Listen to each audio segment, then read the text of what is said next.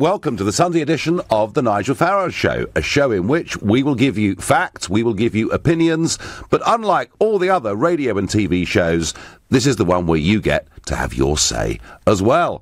So Thursday and Friday of last week, Mrs May was there at the European Summit. Did you see that photograph of her sitting on her own at a table, waiting for the big boys like Juncker to come into the room? How did she get on? Well, you could argue that the language that was being used by at least some of the other leaders was a little more conciliatory than perhaps we'd heard before, though I notice from Monsieur Barnier and Monsieur Juncker, nothing very friendly at all was said. And we now hear that David Davis is hopping on Eurostar tomorrow morning and going to meet the French government in another attempt to try to get them to give more concessions. It would appear that the divorce bill, as it's being called, is a major stumbling block before they will even lower themselves to come and talk to us about a future trade deal. And if that wasn't difficult enough, she's got some big battles on the home front too. And Keir Starmer today, Sir Keir Starmer, who is of course the shadow Brexit minister, he has laid out 6 red lines that he wants to see as part of the Brexit bill, you know, the Great Repeal Act, that has to go through the House of Commons. The trouble is, it isn't just Labour that will support the idea, in particular, that Parliament should have the final say on whatever deal. Of course, the SNP will support it, the Liberal Democrats will support it, but equally, people like Ken Clarke and Anna Soubry will support it. Can the government actually get this through without an amendment, perhaps, that says that Parliament must have the final say? And so what I'm going to debate here with you this morning is, do you trust Parliament to have the final say on whether to take us out of the European Union? And you can answer me on that by calling 0345 6060 973. You can text to 84850. You can tweet using the hashtag Farage and LBC at LBC. And you can, of course, not only watch on Facebook Live, but comment there too. So, to try and help us through all of this, I'm going to a proper expert. His name is Bruno Waterfield. He's the Brussels correspondent for The Times. He was there at the summit on Thursday and Friday, and he is, I hope you won't mind me saying, Bruno, something of a Brussels veteran. How many of these summits, Bruno, have you been to over the years? Oh, I don't care to think about it. Right. It's 15 years worth. I've never been called a proper expert before. No, well, okay. I'm not quite sure how to take it. Well, except veteran then, if nothing else. Okay. Help us through this, because, I mean, I've obviously got my own point of view. You know, I felt it was a pretty dismal performance at the summit, and I've been reading Tory-supporting newspapers on Saturday talking about breakthrough and what a marvellous day the Prime Minister had had. I mean, give me your assessment. What kind of summit do you think Mrs May had? Well, I think it was a summit where they didn't want to kick her when she's down, and the reason why they don't want to kick her when she's down is she might not get up again, and they might end up with Boris Johnson, and Boris Johnson particularly exercises the imagination of the Germans, who really don't like him because of comments he's made comparing the EU to some kind of Nazi project. So it was all about, you know, making sure that she wasn't too humiliated by playing a lot of lip service to what she said in her speech in Florence, when she made some pretty big concessions and didn't really get anything in return for them. So what they decided to do was something they're going to have to do anyway, and something that Michel Barnier wanted to do anyway, something that countries like the Netherlands and Belgium, Denmark, and possibly even France have a lot of trading links with Britain, were very keen on, was to try and start, they call it scoping. It's a horrible word. But how very Brussels, eh? It's a technical term for working out trade agreements, and particularly working out this transition that people like Philip Hammond, the Chancellor of the Exchequer, are very keen on. But they were probably going to do that anyway. And the problem that Theresa May has, and she had at the summit, is that basically the EU pocketed what she said at Florence. They just put it in their pocket and said, right, give us some more. And that's why she's still under pressure. That's why she didn't get what she wanted, which was this declaration of sufficient progress in response to a speech allowing them to move on to the next level. And she didn't get that, and she's under pressure, particularly on the money. And the reason she's under pressure on the money is the money is one thing the EU can really agree on. They're all a bit split on trade, actually, and trade with Britain. But when it comes to getting more money out of Britain, there's total unity. And, in your view, what do we owe once we've left the European Union? Well, we'll probably never know. We will probably never know. We'll probably never know the full amount because no one wants to write it down. Michel Barnier won't want it written down because some people say he hasn't got enough out of Britain. And the Brits won't want it written down because it's very embarrassing and rather contentious within the government cabinet. It depends how you calculate it. Most people believe that in her Florence speech, when she said after Brexit, no government would be worse off, no project would be worse off, no one would have to pay more into the budget. That promise cost around about 23 billion euros. Mm-hmm. Then there's something really horrible and incomprehensible called the resta liquide, which are these very long-term commitments in the budget. There's contingent liabilities, as they're called, such as the pensions to be paid for Eurocrats in the decades after Brexit, which the EU says Britain is on the hook for. When you add that money in, you're adding in at least some 40 billion. So the total bill, according to one very, very senior EU diplomat on Friday afternoon, is about 60 billion euros. Most people think the total bill will come in at around 40 to 50 billion euros. Now, it's important to note that the divorce bill isn't as such new money that Britain will pay, in the sense that it's in the Treasury estimates. It's the money that Britain would have paid eventually had it stayed in the EU, but obviously for Brexit voters, it doesn't mean that money will be coming back. It will be... No, and what about our assets, Bruno? What about our investments in the European Investment Bank? I mean, surely this can't all be negative, can it? Well, the really interesting little fact out of the negotiations is Britain hasn't even talked about the assets. Yes, it's leaving the assets until last. And this is probably quite cunning because logically, and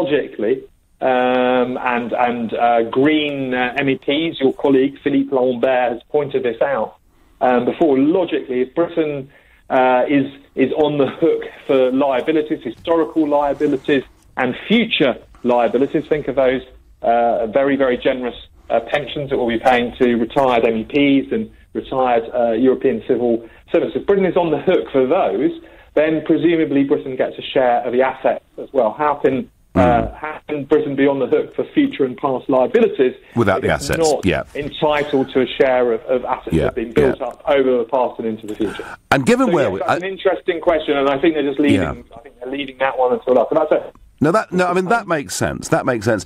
And Bruno, tell me, I mean, what do you think the prospects are of, by the end of this year, us actually being involved, not in the prospect or the scoping of what trade talks may be? What hope is there of us being in trade talks by the end of the year, in your view? Well, just before the summit, and the summits do tend to be rather pre-cooked, an ambassador from, he didn't want his country to be named, an ambassador said that he thought it was 50-50. So, toss a coin in the air. And you might know. Just last week, Donald Tusk, the President of the European Council, the guy who chairs the summits and a very important player, a very canny mover, he said that if there wasn't this stage in December, the staging post in December, they'd have to rethink again where they were heading. They'd have to actually think, is this working? Is this process working? So December is going to be very, very important. I think it is a bit of tossing a coin in the air. On the EU side, they are not united. They declare how united they are, which should tell you how fragile it all is. And they're also in no rush, are they? Push on the money. I mean, it seems to me that from Monsieur Barnier's perspective as the chief negotiator, the more he can string us out, the better in some ways. Well, in one sense it is, but you've got to bear in mind there are some countries, the Netherlands particularly, France too, though, the Calais railhead is 31.5 million tonnes of freight every year, and they're beginning to get a little bit nervous, very nervous in fact, as we go into the new year. They go into the new year without any kind of certainty. Yeah. It's going to be very, very difficult for companies to issue contracts, even airline tickets and all the rest. Absolutely. So a lot of countries are beginning to get a little bit jumpy. They're beginning to say to Barnier, come on, Yeah. we're getting worried. Bruno Waterfield, Brussels correspondent for The Times, thank you very much for your thoughts and views and all of this. Well, it sounds a bit like we're stuck in treacle, really, doesn't it? We're not really getting anywhere. Things are tough there, but in some ways, things are beginning to get even tougher at home as Keir Starmer puts forward his 6 red lines, the key one being that they will not vote for the Brexit bill, the Great Repeal bill, that the government's putting ahead, unless Parliament, not ministers, get the final say on our deal or no deal, whatever it may be. And of course there are plenty of Tories who will also support that position. So I'm asking you this morning, do you trust Parliament to have a final say on this? Let me tell you, I don't. The political class have learnt nothing from the referendum of last year. They want to stop Brexit, and if this goes back at the end of all of this, for the Commons to have a final say, whatever the deal is, the chances are they will reject it, because they want to keep us inside the European Union. They'll reject it, and they could even bring the government down. We voted to leave. No ifs, no buts. You're listening to the Sunday edition of the Nigel Farage Show. It's 10:15. You are pernickety. What is the first I just want to say a couple of things. My problem with it is the following. LBC at the weekend. Alex Salmond. What damages the relationship between Britain and America, I can tell you from absolute personal experience, you should never negotiate with Donald Trump from a position of weakness, and that is exactly what the Prime Minister has done. Leading Britain's conversation, Alex Salmond. Today from 3 on LBC. The binder's broken again, and it's so slow and awkward. Binding will always be a bind with a budget machine and supplies that aren't really up to it in the first place. Talk to Single Source Binding Machines. Their precision German-made binding machines are built to last for superbly bound documents every time, quickly and reliably, complete with free lifetime maintenance. Call 0207 515 0539. Exclusions apply. Lifetime maintenance based on purchase of supplies for the product's lifetime. Do you feel as if you never get enough sleep? Hamsey's Sleep Centres have the answer. Buy a new mattress from our promotional range today and we'll give you up to £100 trade-in on your old one. And up to £200 off your new one, free local delivery, free mattress protector and a free pair of pillows. Plus a full 10-year guarantee. We'll even give you a 100-night sleep trial. Hamsey's, Beckenham, Bexley Heath, Leatherhead, New Malden and Wallington. And at hamseys.co.uk.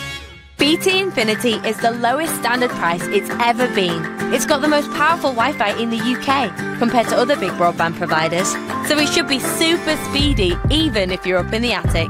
It's £24.99 a month on a 12-month contract with £59.99 up front. Sound good to you?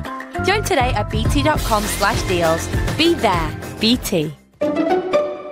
Prices may change. Price from month 13, $34.99 a month, 30 gigabytes usage. Terms apply. To verify, see bt.com/smarthub. I could be at home now. Maybe watching telly with the kids. Or I was thinking about going for a pint. Instead, I've punctured my lung and it's slowly filling up with blood. I'm going into cardiac arrest now. Silly place to overtake, really. Still, you live and learn, don't you? Don't you? Motorcyclists, think. Don't ride too fast. To the Mayor of London and TfL, every journey matters. It's Super Weekend at Lidl, with over 45% off selected products. Get a bottle of Spanish Albarino wine, just $3.99. 2 litres of concentrated fabric conditioner, only 99p. And 4ml laundry gel, also 99p. Lidl, big on quality, little on price. Subject to availability, NI may vary, selected stores while stocks last. Think you can spot a great deal? Then get down to the big spot sale at your local Vauxhall Network Q retailer. Hit the sweet spot with amazing offers on approved used Vauxhalls, including the award-winning Astra and the extraordinary Mocha X, all with spot-on extras like 1 year's roadside assist and 1 year's warranty. The big spot sale from Network Q at your local Vauxhall retailer between the 20th and 30th of October.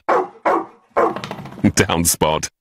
Offers available on selected models at participating retailers. Travel Pack. Have the right flight at the right price. In fact, we'll price match most worldwide flights if you find one cheaper elsewhere at the time of booking. So, if you need to book a flight, remember the Travel Pack price match. Call Travel Pack on 0208 903 9999. You won't find a better price for your flight. Travel Pack 0208 903 9999. ATOL protected. Excludes low-cost operators. Competitors must be ATOL licensed. Conditions apply. Leading Britain's conversation. LBC, The Nigel Farage Show. As Sir Keir Starmer from the Labour Party piles pressure on the government and seeks to form an alliance with rebels sitting on the Tory backbenches, it may well be that Parliament does finish up getting the final say on whatever Brexit deal we do or do not get. And I'm asking you, would you trust Parliament to have that final say? I could even say, would you trust our political class? Could I not? Gary in Tamworth is my first call of the morning. Hello. Hello, Nigel. It's great to talk to you finally. I've been a staunch kipper for years. Right.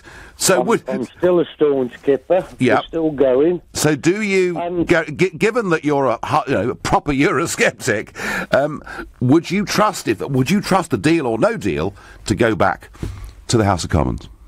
I wouldn't trust them as far as I could chuck Tony Blair. Right. The problem we've got is we've got 4 out of the 6 of the Cabinet discussing Brexit with the EU are Remainers. Yep. You've got 70% of the MPs are Remainers that are trying to keep us in. To me, it's like the Cabinet. It's like having Churchill having Lord Orr and Oswald Mosley on the Cabinet during the war. Right. Well, that's a very graphic. It's absolutely ridiculous. Very graphic way of looking at it, Gary. So you don't trust...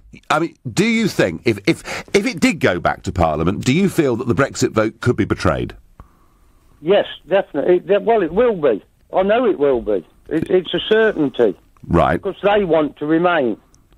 They want to remain, so... May, So that effectively, Gary, that would overturn the referendum, wouldn't it? Yep. They ain't bothered. I tell you what, Gary, stay there a second. I've got somebody else on, Peter in Wimbledon, who I'm told's got a very different view. Peter, good morning. Good morning, Nigel. Nigel, what I'd like to say is you're one of the biggest conmen and hypocrites in the history of British politics. Oh, right. Well, thank you. That's very nice of you. And a very good start to the call. And they're both... Yeah. They are both actually very high accolades indeed. Do continue. Yeah, my point is, as far as I remember, we're living in parliamentary democracy. We elect our parliamentarians to act on our behalf and to do what's in the best interest of the country and ordinary people.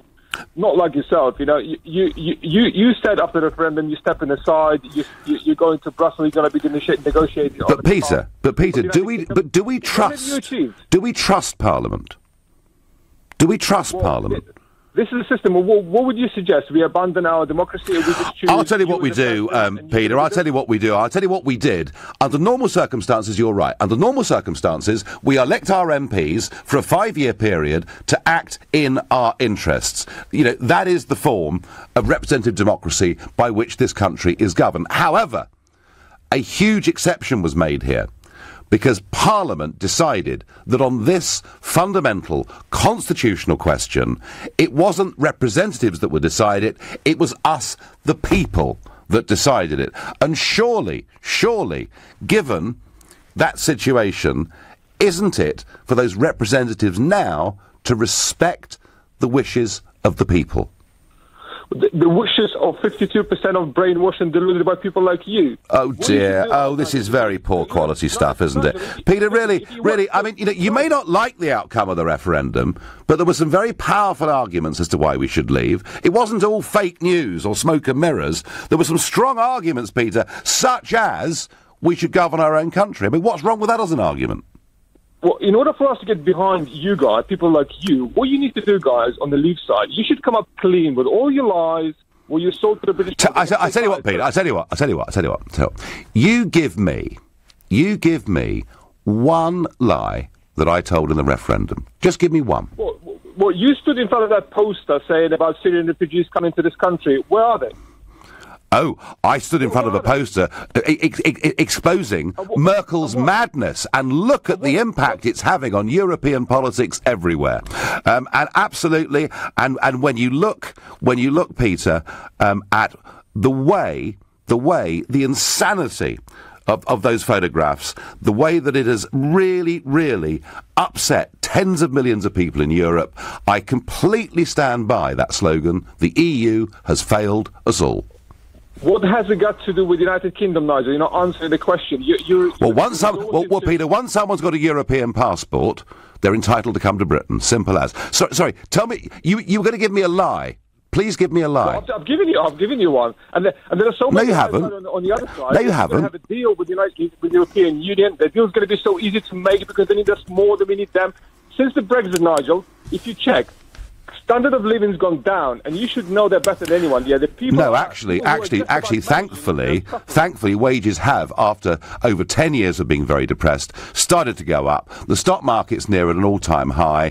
Exports are good. There's a lot more good news out there than bad. Peter, thank you. And I challenge anyone. Tell me any lie I told in that referendum, and you won't find one. You may not agree with it, but it wasn't lies. And this has almost become the establishment excuse for the revolution of 2016.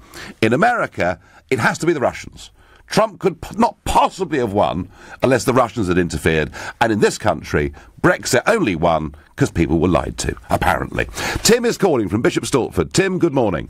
Do you trust our MPs and our political class to have this final decision? Well, the simple answer to that, Nigel, is no, of course not. Basically, what we've got to remember, and this hasn't changed, that the majority of the members of Parliament, whether they're Labour, Conservative or whatever, don't want to leave the EU. Yep. And their views haven't changed. We've even got a Prime Minister who's admitted she doesn't believe in the Brexit cause, and she's supposed to be fighting our corner.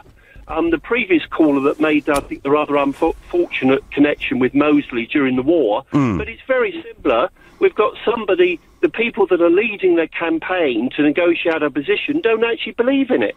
It is a very odd thing, Tim, I must admit. I was talking yesterday to a long-term Eurosceptic who, like me, left the Conservative Party over 25 years ago.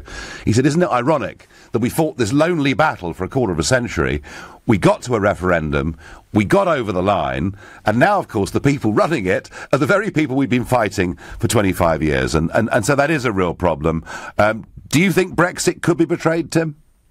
Honestly, I believe that there's a strong possibility that Parliament will attempt to stop it at some stage. And, it is ironic, isn't it? We've been in the EU all these years, and all these laws, directives and regulations we've rubber-stamped through Parliament. Not one MP has spoken up about talking about them.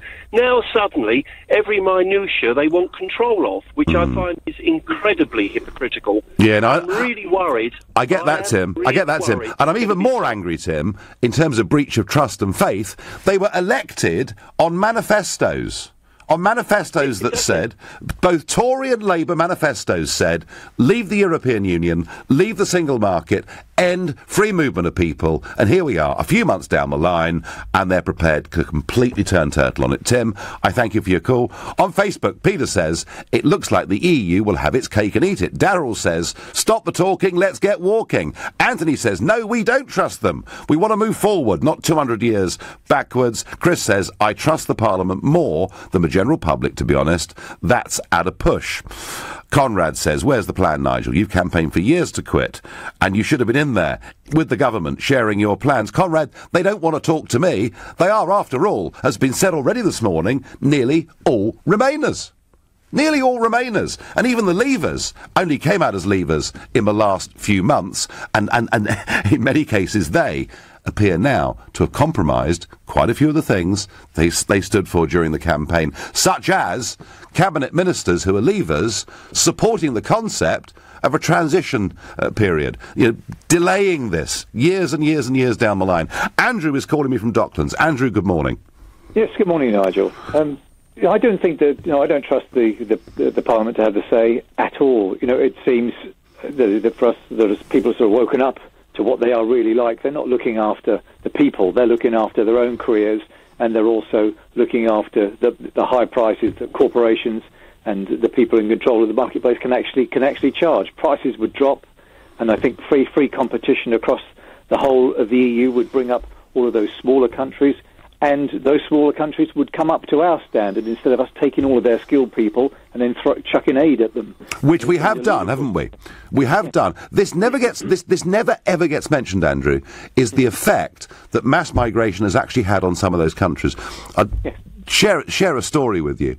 I was in Lithuania a couple of years ago at a big conference, and I was talking to the Prime Minister of Lithuania, and I said, come on, how many people have left Lithuania since you joined the European Union? It's over 20% of the population. And amongst that are nearly all their graduates in law, in economics, and in medicine. So a lot of these countries, like Lithuania, Andrew, have literally been stripped out of all their talent. Yes, and the thing is, the capital flows would go to those countries that have got the talented people. If we didn't stop bringing them here, which is really what's happening, we're trying to gain an advantage, or the political class and the corporate class are trying to gain a huge advantage and crush small countries instead of letting everybody come to the same standard under their own steam, and that's the way to do it. When you examine it, Andrew, it's so important. When you examine it, it's not that pretty a European Union at all, is it? Andrew from Docklands, I thank you. Right now you're listening to the Sunday edition of the Nigel Farage Show, exclusively on LBC. It's 10:30 and time for the news with Philip Chrysikos. Catalonia's president says the region will not accept the Spanish government's plan for direct rule. He's describing it as the worst attack on Catalonia's institutions since General Franco's dictatorship. The shadow Brexit secretary is telling Theresa May he'll work with rebels in Labour and the Conservatives unless she gives Parliament a veto on a final Brexit deal. Writing in the Sunday Times, Sir Keir Starmer outlined 6 changes in all. Labour wants the current repeal bill. The government wants to make property buying and selling faster and less stressful in England and Wales. As part of its 2-month consultation starting today with estate agents, solicitors and mortgage lenders, is looking at the so-called gazumping, where a seller accepts a higher offer at the last minute. LBC weather, cloudy with heavy rain over the northwest, showers in the southwest ahead of a dry day for all later, a high of 14 degrees. LBC travel in Essex. It's heavy on the M11 northbound because a car's broken down between Junction 8 for Stansted Airport and Junction 10 for Duxford, so a lane's closed. Putney High Street southbound remains partially blocked because of a police investigation between Werter Road and Disraeli Road. Hammersmith Bridge is now closed in both directions until next Sunday because of roadworks. In Tulse Hill on the A215 Norwood Road, the traffic lights are stuck on red at Liam Vale. In Cobham in Surrey, the High Street is closed both ways between Hogs Hill Lane and Church Street because of an unsafe building. And on the Tube, there are severe delays on the Metropolitan line between Rickmansworth, Amersham and Chesham. That's because of a signal failure. LBC Travel, I'm Dave Goff. This is LBC. Think you can spot a great deal? Then get down to the big spot sale at your local Vauxhall Network Q retailer. Hit the sweet spot with amazing offers on approved used Vauxhalls, including the award-winning Astra and the extraordinary Mocha X, all with spot-on extras like 1 year's roadside assist and 1 year's warranty. The big spot sale from Network Q at your local Vauxhall retailer between the 20th and 30th of October. Down spot. Offers available on selected models at participating retailers. A tenner doesn't go very far today, does it? Well, that's where you're wrong. At Tesco Mobile, it gets you a cracking 2 gigabytes on our £10 pay-as-you-go rocket pack with 500 minutes and 5,000 texts, all without a contract. Try it. A tenner says you won't be disappointed. Oh, and there's loads more packs to choose from. For your SIM, go online or in-store. Smile. You're on Tesco Mobile. Rocket Pack expires after 1 month. Renews automatically. Requires a Tesco Mobile or unlock phone. Minutes, text to standard UK landline and mobiles. Includes EU roaming. T's and C's apply. Ooh, glad I brought a coat. Thinking ahead, Wilbur? Well, it's like getting home care from British Gas before winter catches you out. From only £12 a month, that's less than 40p a day. Your boiler's serviced every year. If it still breaks down, we'll fix it. And until 23rd of October, you get 1 month free on most home care products when you buy online. You brought the umbrella. Thinking ahead. Not bad for a penguin. Stay a step ahead of winter. Search British Gas Home Care. Conditions apply. France, 1942. You're fresh out of spy school on a mission to prevent a massacre by occupying forces. As the enemy approaches, you know you only have one chance to stop them. Mere seconds. When the moment comes, you notice a civilian among them. What do? Brand new spy drama X Company. 9 p.m. Tuesday on History. Part of this month's World War True season. The war you know, the stories you don't. Watch History on Sky, Virgin, BT and TalkTalk. From the elegant palazzos of the aristocratic port city of Trieste to the tiny narrow streets and stacked houses dug into rocks in Matera to the gently rolling hills of Le Longhe in Piedmont, famous for Barolo and white truffles, and the grand piazzas of Catania overlooking majestic Mount Etna, Italy is the perfect short break destination at any time of the year. See, taste, discover authentic Italy. For inspiration on where to visit on your Italian short break, go to italia.it. At Oak Furnitureland, everyone knows our furniture is 100% solid hardwood. And it's also up to 50% off. But most importantly, it's 100% solid hardwood. Yes, but don't forget it's also up to 50% off. Oak Furnitureland's Red Hot Savings must end Sunday. You'll find quality 100% solid hardwood with up to 50% off. Red Hot Savings must end Sunday. Order today for guaranteed Christmas delivery. Visit oakfurnitureland.co.uk to find your nearest store. Drive a new Jeep Renegade right now and fuel your adventures wherever they take you. With £1,000 of free fuel plus £2,000 deposit contribution available on a Jeep Renegade. Find out more now at jeep.co.uk. PCP sales until December 31st, 2017. Representative 4.2% APR. Minimum 14% customer deposit. 10,000 miles per annum subject to status. Jeep Financial Services. Free fuel T's and C's at jeepfuelyouradventure.co.uk. Leading Britain's conversation. The Nigel Farage Show. Tweet at LBC using the hashtag Farage on LBC. A lot of parliamentarians are now saying they think Parliament, not ministers, should have the final decision over whatever deal we do or do not get from the European Union. And given the current pace of progress, it's very optimistic, very difficult to be optimistic about a particularly good deal. That may be the case, it may not. But should Parliament have that say? Do we trust our politicians to have that say? Or could it be used by our career political class to effectively overturn the Brexit result and perhaps in the process even bring the government down? Well, much as our politicians are becoming more pro-EU, certainly a lot more pro-EU than the manifestos they were elected on back on June the 8th, across the rest of Europe, we're seeing a very different picture.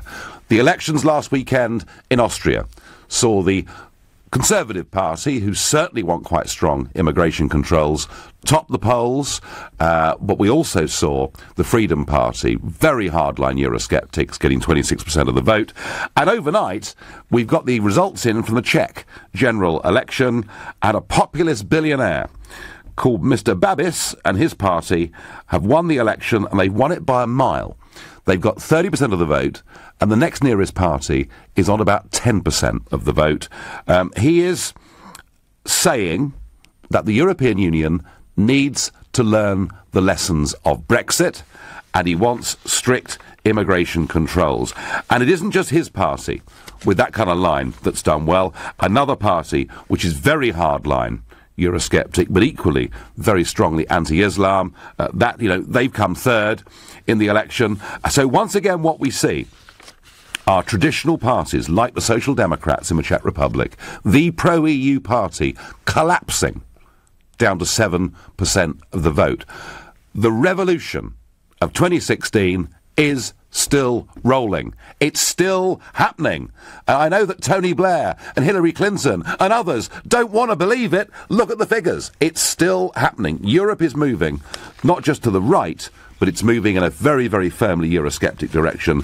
Mrs. Merkel's folly of saying anyone that wants to come will be welcome has fundamentally changed European politics. Of that, I've got no doubt at all. So, Sandra, in Bedford, would you trust Parliament with a final say on whatever deal Theresa May gets? Well, hello, Nigel. Good morning. I'd appreciate some honesty, even for MPs whose constituents voted to leave. And if the MPs think my problem that I never realised when I voted to leave, Nigel, I never realised that, I never looked down the line and thought, how will Parliament agree all these new laws, rules and regulations? Our Parliament can't agree on anything now. So why is it's not even, you know, it's huge. I can't even understand how we're ever going to get anything new in place. Well, I mean, when you voted to leave, Sandra, you didn't vote for any particular economic model or new trade deal, did you? You just voted to leave. I voted to leave, but I was silly though, because we don't know what we're voting for. I didn't know what I was voting for. It was just, you know, it was lovely, it sounded good, but now I don't think it is the right way for us. So would you like us to rejoin the European Union and have and head towards a European... Oh, joining the Euro, of course, would be part of it, because Mr Juncker's very keen on that now. It's going to be compulsory, and we'd have to join a European army. I mean, that's the point, Sandra, isn't it? That either you want to be part of this political union or you don't. That's the real fundamental choice. Well, yeah, I tell you what, really, the choice is we're not Great Britain anymore. We're just a little island. And you know, Europe they will succeed. And I think to fall out with them and constantly hammer them and hate them like you are. So are they succeeding in Catalonia today, Sandra? Sorry? Do you think the European Union is succeeding in Catalonia when it completely refuses to condemn 900 people being assaulted and wounded by the Spanish police? But the trouble with you, Nigel, you make it sound so easy. Everything sounds so easy. I feel sorry for every MP and the House of Lords having to deal with this really tricky situation. And I take my hat off to you. You're great on the radio, but you walked away from politics. No, Sandra. I'm leading a group in the European Parliament. I've been giving speeches all over Europe over the course of the last few months. Yeah. I'm trying to encourage European businesses to put pressure on their leaders to get them to move towards some sensible trade talks. I haven't walked away, Sandra, at all. Okay, yeah, but you're dangerous. I know, because I've got these ideas about democracy and the nation and identity. And actually, you're quite right. When it comes to the economics of this, it's complicated. But the big choice, actually, is the simplest choice that we've ever faced in our lives.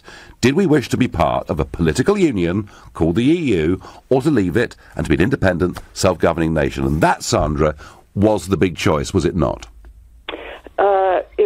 It was a choice, but what do we do instead then? Who do we... We govern ourselves rather than being governed by Mr Juncker. It's as simple as that. It's as simple as that. Do you not think we're going to have to barter for our trade deals and please Peter We've got please Paul do you know what, Sandra? The whole world is queuing up to do trade deals with us, and 85% of the global economy is outside the Eurozone. Of course I want us to have a grown-up, sensible trade deal with our next-door neighbours in Europe. The people getting in the way of that at the moment are Juncker, Barnier and Verhofstadt. Sandra, I thank you for your call. I've got to move on to David in Kilburn. David, good morning. Good morning, Mr. Farage. Good morning. So, do we trust Parliament to decide this in the end? No, we don't. Okay. I can't believe what's going on. I think they should walk out of all of this trade deal negotiations as well. I mean, this is a great country, Nigel.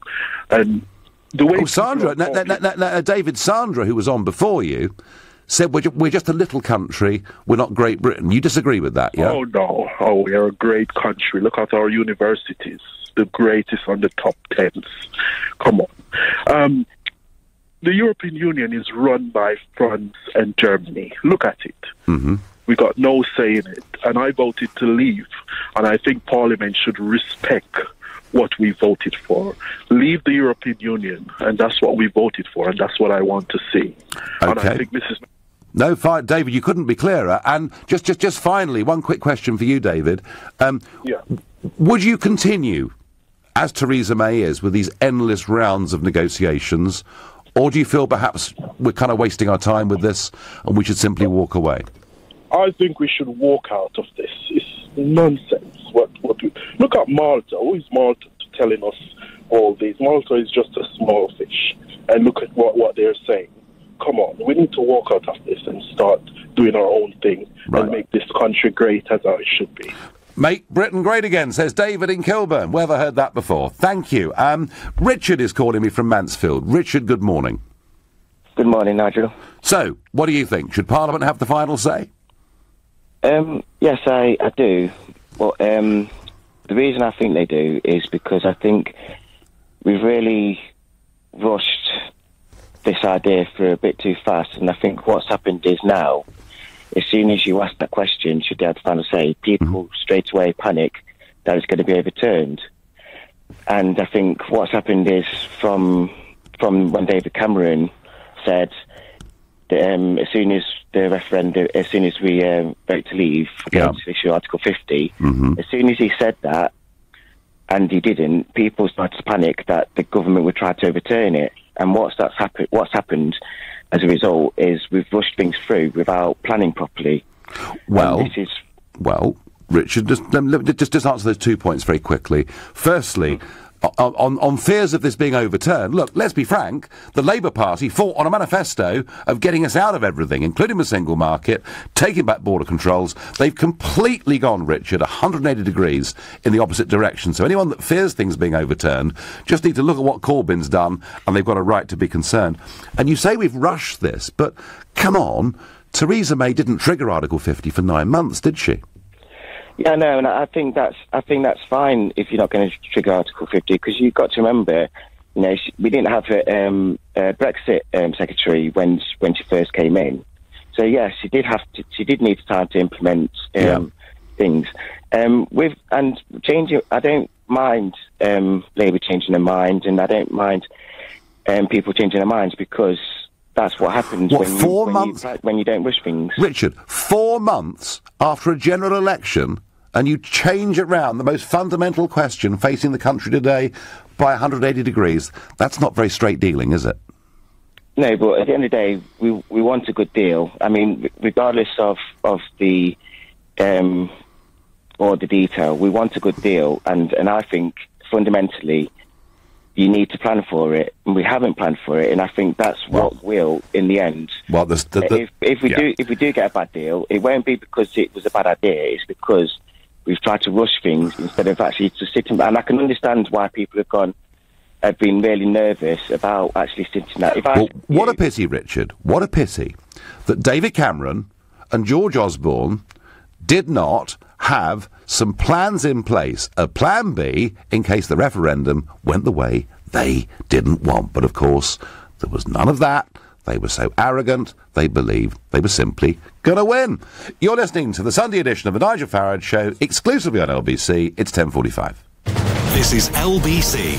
Back in my day, London was called the Big Smoke because we were burning so much coal, which became a deadly problem as the Great Smog descended over the city. They worked hard to reduce pollution then, and now it's time to transform our air quality once again. So, from October 23rd, many older vehicles driven in the central London congestion charge zone will be subject to the T-charge, an additional daily emissions surcharge, which is part of the Mayor of London and TfL's commitment to help clean up our dangerously polluted air for the next generation of Londoners like me. To check your vehicle, search T-charge. To the Mayor of London and TfL, every journey matters. You know the drill. Put your savings in the bank, earn interest, feel utterly underwhelmed. It's time to talk to Cufflink, the award-winning peer-to-peer company. They're not a bank, but are regulated by the Financial Conduct Authority. You lend your money with theirs onto property loans, and you can get up to 7.2% gross interest on the whole lot. Make the most of your savings with Cufflink. Visit lendingtogether.co.uk. Past returns are not necessarily a guide to future returns. Your capital is at risk. Think you can spot a great deal? Then get down to the big spot sale at your local Vauxhall Network Q retailer. Hit the sweet spot with amazing offers on approved used Vauxhalls, including the award-winning Astra and the extraordinary Mocha X, all with spot-on extras like 1 year's roadside assist and 1 year's warranty. The big spot sale from Network Q at your local Vauxhall retailer between the 20th and 30th of October. Down spot. Offers available on selected models at participating retailers. I like my telly how I like my coffee. Strong, fast, and packing a punch. A bit like Sky One. Because when it comes to telly, I need it instantly. Super fast, straight to the brain. Just like that. Drink one, Sky One. Hey, Hey, Sarah, did you see our street in the Admiral ad last night? Yeah, we're the inspiration for multi-cover. Guaranteed discounts on Admiral home and car insurance, don't you know? Your home and car on one policy. But seriously, it's a lifesaver. I know. I did my car, Rob's car and the house, and it was multi-cover discounts all round. Ooh, that deserves a celebration. Cup of tea, something stronger. Multi-cover your home and cars at admiral.com. At Homebase, come challenge us on quality. Our kitchens have a lifetime guarantee on the cabinets for as long as you live in your home. So book your design appointment today and put our kitchens to the test. Homebase, always low prices. In need of adventure? Then escape with us and travel through an exotic Arabian market to a sultan's palace and a breathtaking cave of wonders before you discover a whole new world soaring through the stars on a flying carpet. Come on in, let the magic begin with Disney's spectacular West End musical, Aladdin. Start your journey at aladdinthemusical.co.uk. It's Super Weekend at Lidl, with over 45% off selected products. Get a bottle of Spanish Albarino wine, just $3.99. 2 litres of concentrated fabric conditioner, only 99p. And 4ml laundry gel, also 99p. Lidl, big on quality, little on price. Subject to availability, NI may vary, selected stores while stocks last. The Nigel Farage Show on LBC. So if Parliament gets the final say on whatever the Brexit deal is or is not, what would that actually mean? Well, what it would mean, I suspect, is they would move very quickly to a motion of confidence debate in the government. We'd probably finish up, ultimately, being forced into having another referendum, would be my guess, because that's what the parties would have to say at the next election to get people to vote for them. I don't trust Parliament on this one little bit, and I really do think just a few months after the general election, on which nearly all of them were elected on manifestos that said we were going to leave the single market, take back control of our borders, I really think this is perhaps in terms of a breach of trust between the governors and the governed, potentially about the most serious thing that has happened for a very long time in this country. Hi, Nigel, do we trust Parliament? Lol, says Tony. Laugh a lot. He clearly doesn't, and I must admit, that's a little bit the way that I feel. If you don't trust Parliament to have the final say on Brexit, then what's the point of having elections or a Parliament at all? Says Lewis in Thornton Heath. Lewis, I've explained that once before. We have a form of representative democracy where once every 4 or 5 years, we vote for the men and women to represent us and make decisions on our behalf. They then come before us at the end of that term and say, you know, how have I done? Is it good enough or isn't it good enough? But in this case, the referendum was given to us on Brexit. That decision was subcontracted out from Parliament to us, and we made the decision. And surely they should hold faith with that decision. That's certainly my view. On Twitter, I thought Parliament basically said that we can make this decision when we ask the people. Well, yes, of course, and that's what I thought too. Maureen's calling from Leeds. Maureen, do you trust our political class? Not so much, I'll be honest with you. Hello, Nigel. Good morning. Good morning. Good morning. The main thing I would like to say before I say anything else is we never voted to join the European Union, the EU. We voted to join the EEC, the European Economic Community. Yep. And it's been a big lie all the way through, quite right. You know, quite right. We certainly never voted for them to make all our rules and regulations, which is what's been happening, you know. And this is why I voted to come out when we have the opportunity to do so, you know. Do you know, Maureen, when they talk about lies, what they really talk about is Boris and the 350 million a week figure, which should have been a little bit lower. And they say our side have lied. Maureen, what you've just said is absolutely my feeling too. I think the establishment have been lying to us for 50 years about this. Well, I think so too. You've got to think it's a case of numbers. The number of immigrants that were coming in, and I'm not a bit racist, I'll be honest with you. We couldn't cope with the sheer numbers because it was affecting our housing, our education, particularly the health service. You know now when you need treatment, you have to wait months and months and months because we're trying to deal with so many people in the country, you know. Well, that was certainly one of the factors, Maureen, and it was a massive factor, and it was probably the biggest factor because of the impact. Because of the impact it had on, public services and everything else, and wages. But the real issue, Maureen, is we're just a few months on from a general election when they all got elected on manifestos that said they'd take us out. Now the Labour Party and others are changing their mind. Would you trust them? Would you trust them if it went back to Parliament for a final say? Would you trust them to hold faith with the electorate? No, I wouldn't, to be honest with you. No. No. OK. No, Maureen, thank you. Maureen wouldn't trust them. Salah is calling from Perivale. Good morning. Yeah, good morning, Mr. Farage. Good morning. I do agree that the Parliament has the right to vet the deal. Right. This is what we are voting them for. This is the job. After all, Tony Blair, with a big majority, he took us into the Gulf War while all the public opinion was against it. Tony Blair put a hold on the 7 years which all the EEs and the EU members have to wait until they have the freedom of movement, and he abandoned it. And they had a majority. This is what democracy works. Normally, Salah, I would agree with you entirely that we vote for a parliament, and from within that parliament a government, and their job is pretty much to get on with it. And I understand that and I get that. But do you agree with me that this is an exceptional circumstance where that big decision was subcontracted out for us to make? And surely, Salah, if we've made that decision, shouldn't it be respected? Mr. Farage, the referendum is advisory. The Parliament has contracted out to us. We, the public, 48 and 52% is a very small majority. But this is democracy. We have to be out of the EU, even though I voted Remain, but I prefer to go to the EEC. I quite like what you said when you were campaigning, when you said we don't have to be politically united with Europe to do trade. This was a very good statement you made. Yeah, well, let's hope our government can negotiate it. Salah, I thank you very much indeed for your call. I'm going to go to Carol in Folkestone. Carol, good morning to you.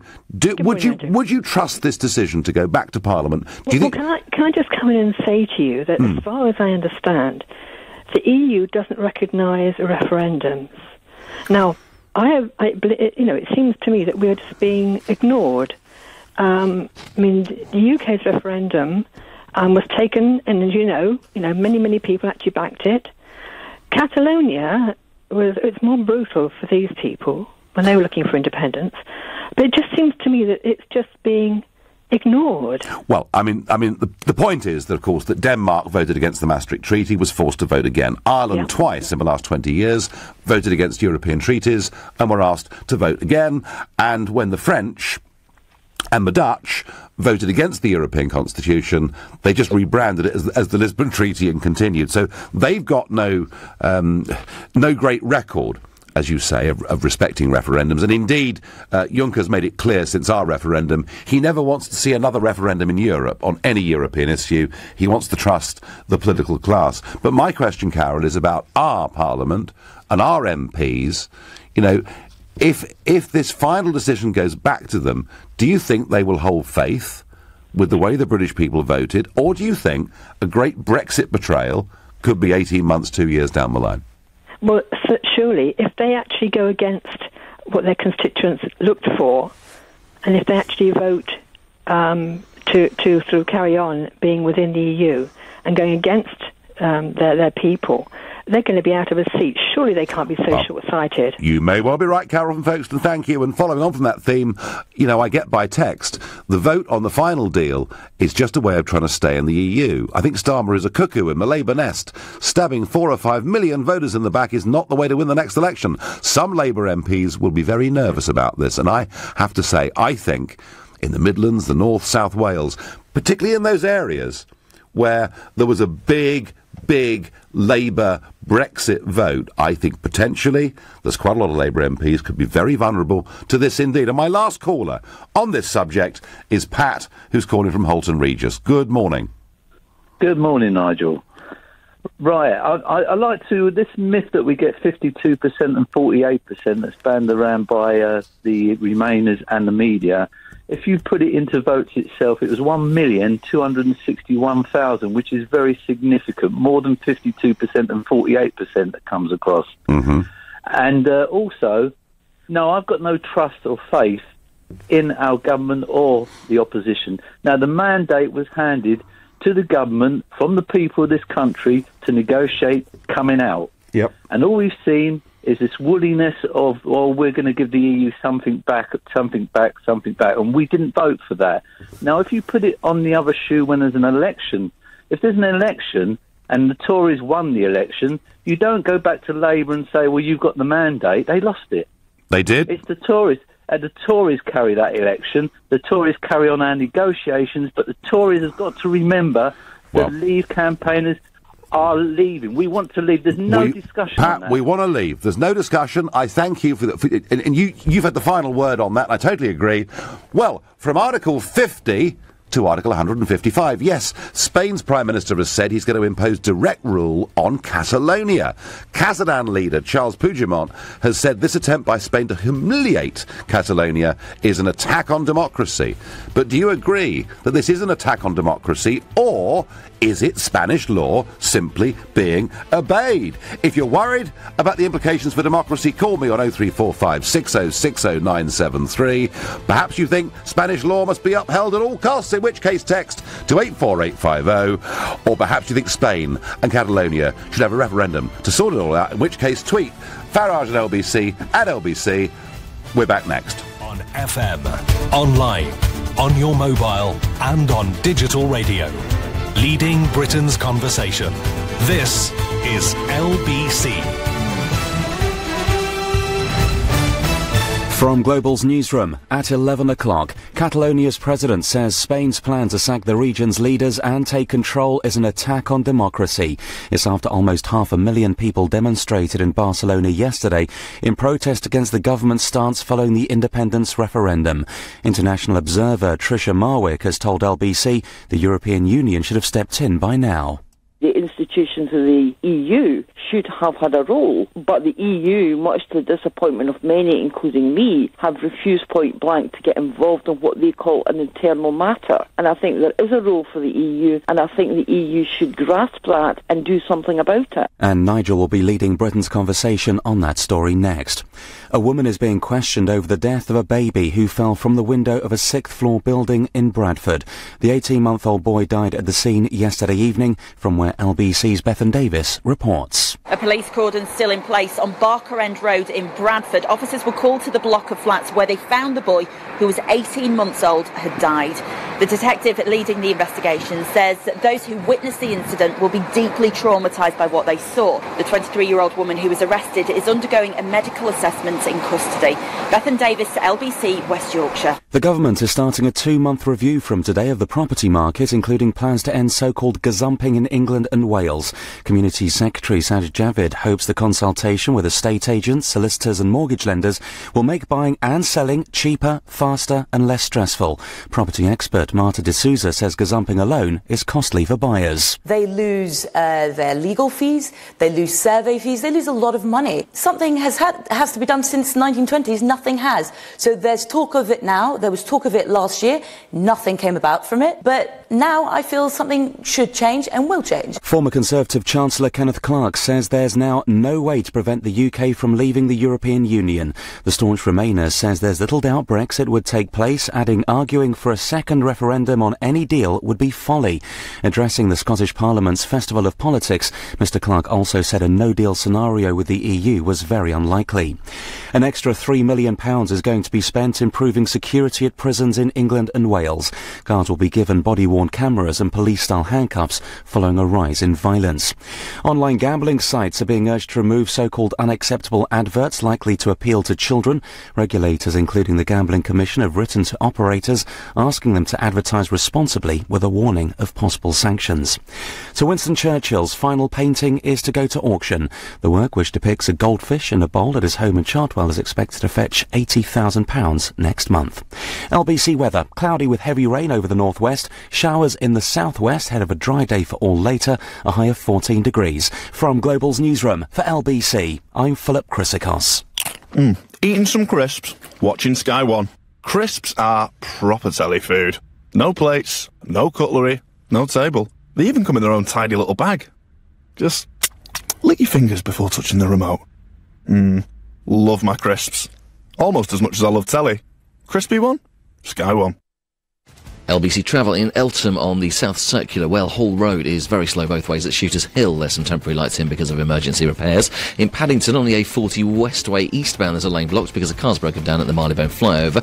Putney High Street southbound remains partially blocked because of a police investigation between Werter Road and Israeli Road. In Cobham, the High Street is closed both ways between Hogs Hill Lane and Church Street. That's because of an unsafe building. And on the Tube, there are severe delays on the Metropolitan line between Rickmansworth, Amersham and Chesham. That's because of a signal failure. LBC Travel, I'm Dave Goff. This is LBC from Global, leading Britain's conversation. The Nigel Farage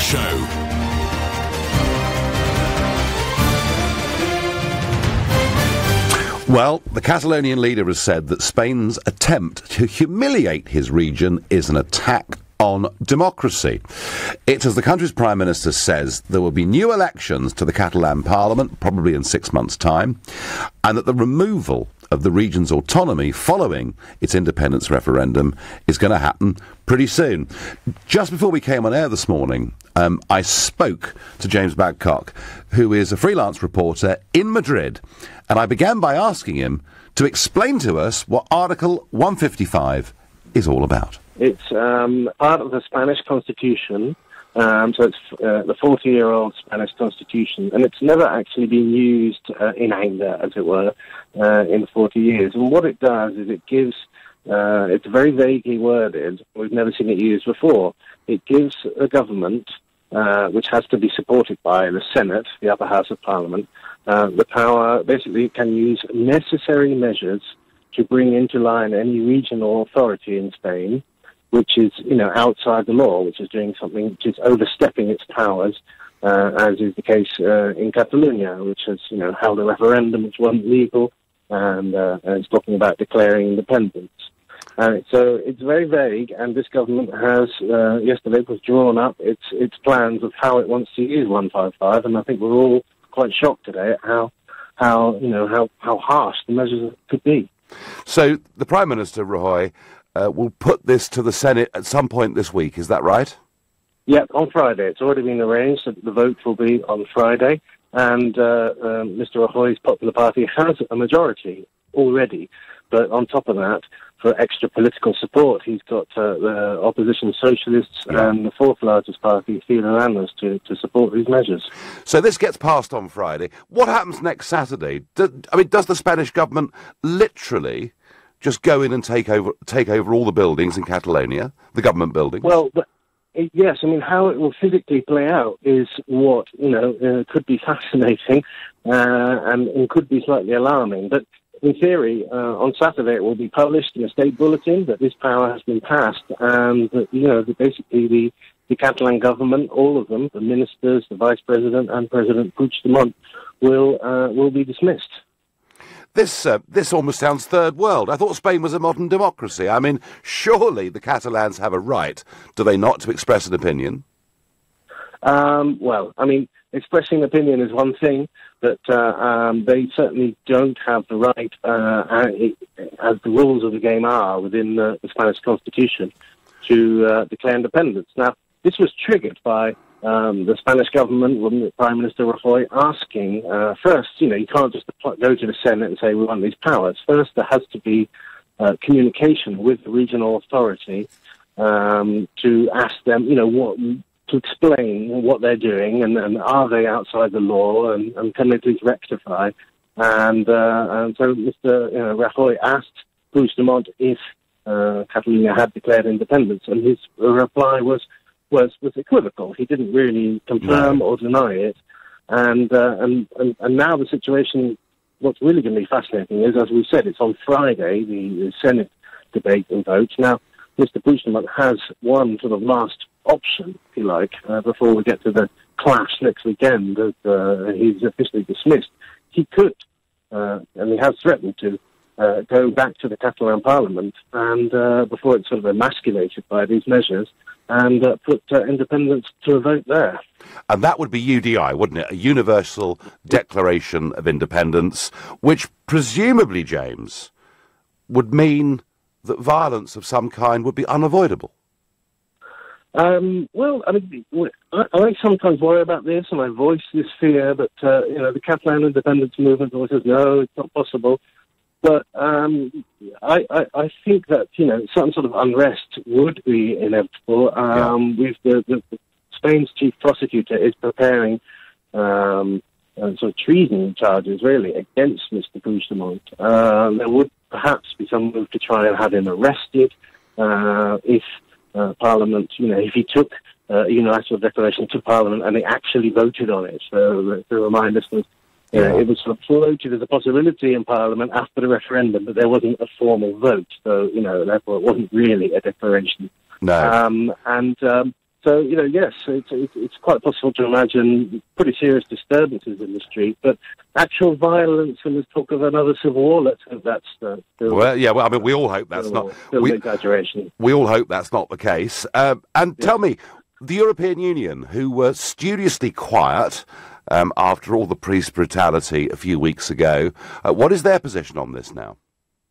The European Union has, the main leaders of the European Union, with exceptions such as the Belgian Prime Minister, have rallied around the Spanish government. We saw that in the summit last weekend. We heard Mr. Macron, we heard Merkel, and the Commission President, all saying basically that they supported Spain, they support the Spanish Constitution and constitutional order in Spain. And that was Theresa May's position too, wasn't it? Yes, I believe so, yes, exactly. Really, they're treating this as an internal matter, I suppose, just as you might get complaints from opposition politicians in Hungary about, the election rules or freedom of the press there, but the European Union doesn't seem able to intervene in these kind of issues. Well, they're very good, James, at criticising the Hungarian government and criticising the Polish government and often criticising the British government, but the Spanish government, it would seem, can do no wrong. It is also this can of worms, isn't it, of secession. I think there are other countries that have regions that, could they think would get restive as well. Well, that was the view that we got there from Madrid, and that's what the government is saying, that, they're using necessary force, as they have over the last few weeks. They're enforcing the rule of law, and Carles Puigdemont, the president of Catalonia, could well finish up in prison on effectively treason charges. I have to say, when you hear there's a leader of a nationalist, separatist movement in southern Europe, you sort of conjure up this figure of some sort of very fiery, noisy, big public orator. And actually, this guy, when you listen to him, comes across as the most mild-mannered nationalist I think I've ever heard of. But let's get the view from Barcelona. Let's get the other side of the argument, because, we're going to debate. Is this an attack on democracy, or is it the correct interpretation of Spanish law? Let's get a view from Barcelona. Let's go to Jim Kent. He's the owner of Barcelona City FM. He's lived in Barcelona for a few years. Good morning, Jim. Good morning, Nigel. Good morning. Now, I saw the pictures of reportedly hundreds of thousands of Catalans out on the streets of Barcelona yesterday. Tell me about that. Yes, we had about 500,000 Catalans. Now, the main tenet of that particular protest was concerning political prisoners, because the two Jordis, as they now know, they were the leader of the Catalan National Assembly, they were arrested about a week ago and are still being held by Madrid authorities, and people wanted to express their anger about that. And I would say, don't underestimate the strength of passion here of the Catalans in this debate. Even though the rule of law on one side might look as though it's against them, they are getting ready. This protest is not going away. It's not going anywhere.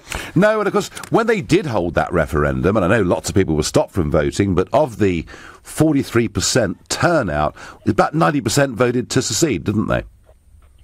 Yeah, that's correct. So in the minds of the nationalists, they feel as though they have a mandate. They know that the vote was not perfect, but nevertheless, they would say that there's a vast swath of individuals here in Catalonia who not only want to be independent, believe they have a right, a democratic right, to be independent. And in the address given by Puigdemont last night, He says Madrid have gone back to the days of Franco in terms of enforcing their will over this region. Yeah, well, I have to say, I find it rather difficult myself to disagree with that point of view, because surely people are allowed to express an opinion. And, of course, the way we dealt with this, with Scottish nationalism, was to have a referendum. And that strikes me as being the best thing. But let me just ask you, Jim, sort of look in the crystal ball, and this is difficult, but next Friday, Article 155 gets debated and voted on in the Spanish Senate. We've been told this morning from Madrid that's pretty much a formality. So then the next day, or the day after, the Spanish state starts to take over government buildings. What are people such as the police force, such as the civil servants, I mean, are they going to accept that suddenly they're under direct rule from Madrid rather than their own Catalan senior officers that they had the day before? Yeah. You mentioned the police, and for sure that's a very, very interesting issue. What we actually expect is to see the local police effectively divide down the middle, because here in Catalonia, with the Mossos police force, many of them are very ardent nationalists, and there's no way that they will ever take orders directly from Madrid. So we're creating the potential of seeing police on both sides of the protest. Do you, Jim, do you fear this could turn ugly? I do, and I think the key point will be this issue of political prisoners is a really hot issue here. So if Madrid continue, and if they arrest any of the political leaders, including even Puigdemont himself, it's very unpredictable to see the response. Without doubt, you'll see 1 million people on the streets, but what that will lead to is hard to know. I mean, I've spoken to many Catalans in recent days, and many of these people, they grew up in the time when the Basque separatist issue was violent. Here in Catalonia, it was always peaceful. Yes. But these people now tell me, now we understand why they had to go to such violent lengths, because Madrid won't engage in dialogue. Yeah, and is Puigdemont right? In your view, you're there, you've got a business in Barcelona. Do you think he's right when he says that the behaviour of Rajoy, the Prime Minister, is an attack on democracy? Rajoy has been incredibly heavy-handed, but you do mention business. This prolonged nationalistic issue, it's really hurting the economy. For sure, there are less tourists here on the streets than normal. Yeah. And I should just mention that the tapas is still good, the sun is shining, and Gaudi is still here. So tourists don't need to worry about that. But yeah, there's a knock on the real day-to-day businesses, and so you'll find they'll be pushing against Puigdemont. See, let's have a resolution as quickly as possible, please. Yeah, I get it. For the economy.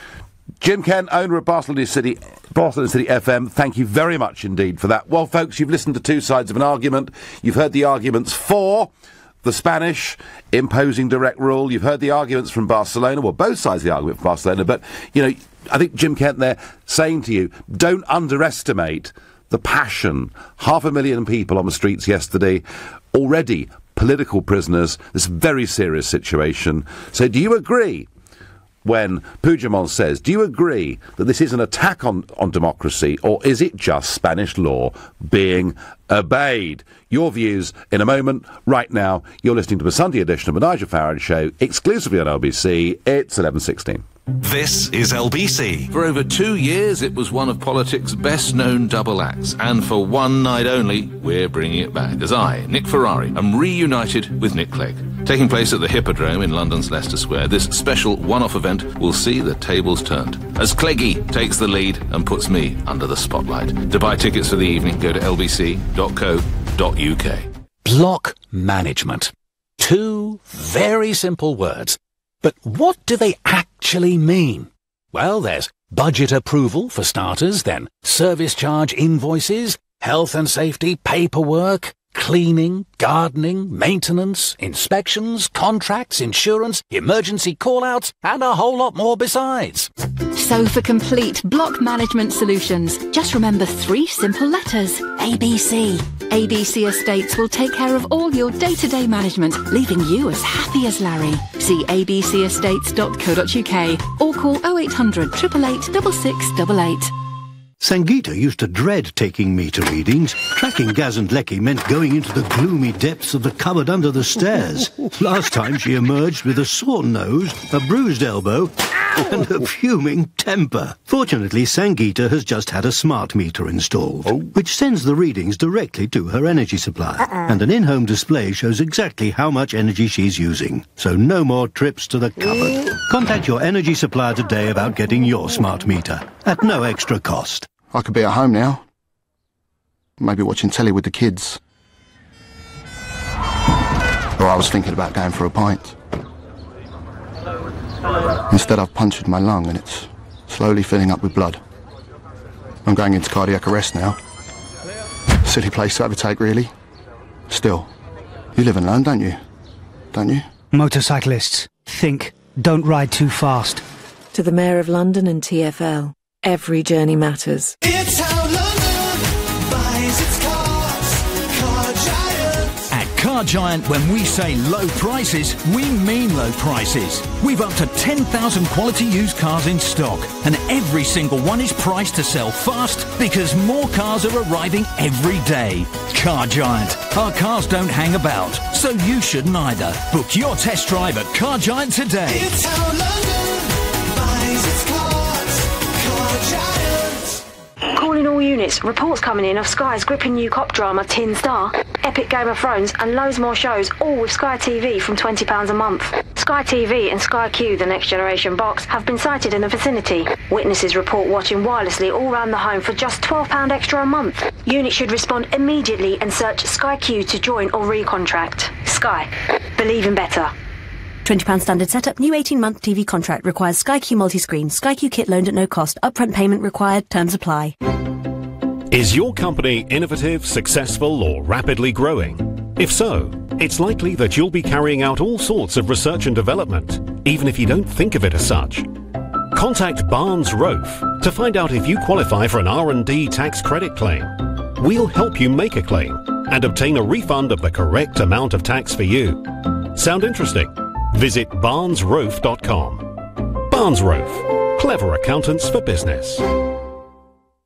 The Nigel Farage Show on LBC. Call 0345 6060 973. You've heard both sides of the argument. So, it's your turn now, and that's the point about this show. It's the point about LBC. It's the only medium on a Sunday where you get the chance to give us your opinions. Do you think what is happening in Catalonia with local autonomy on the verge of being suspended and the Spanish state about to come in, take over government buildings, do you see this as an attack on democracy, or is it just the Spanish law being obeyed?